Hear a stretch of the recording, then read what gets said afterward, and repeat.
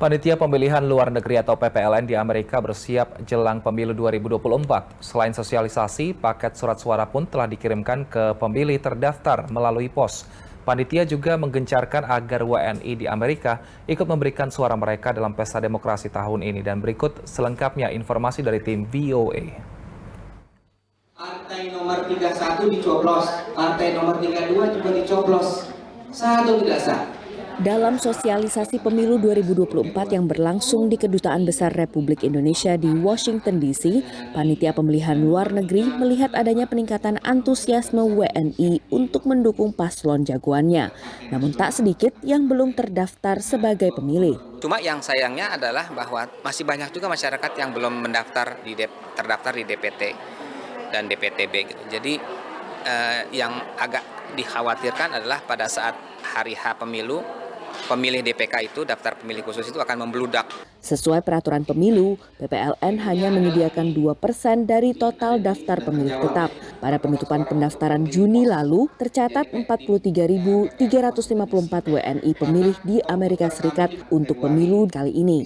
Sebulan jelang pemilu, Panitia Pengawas Pemilu untuk Lingkup Kerja Washington DC memantau kontestasi politik tahun ini tak sepanas pemilu sebelumnya. Kalau dibandingkan tahun yang sebelumnya, pemilu 2019, tahun ini relatif kondusif ya. Kenapa ada 3 kandidat? Jadi itu tersebar merata dari ketiga kontestan.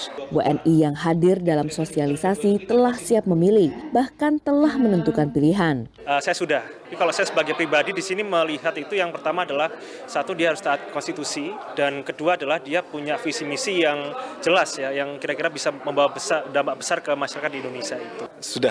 Sudah Kak, mantap. Jelas pendidikan Kak ya, karena kita nggak bisa sembarangan pilih untuk pemimpin ya. Jadi pendidikannya juga harus yang jelas dan juga punya kualitas.